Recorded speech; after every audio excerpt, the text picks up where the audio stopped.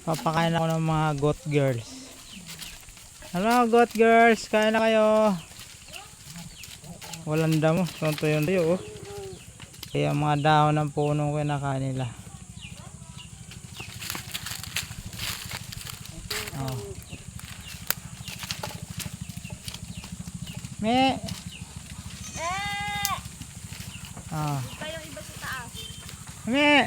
So, yan yung mga tuta nandun sa likuran. Hindi.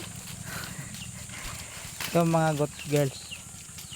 Si Sabina, si Sabrina, Sabino, si Kurapika, si Lua.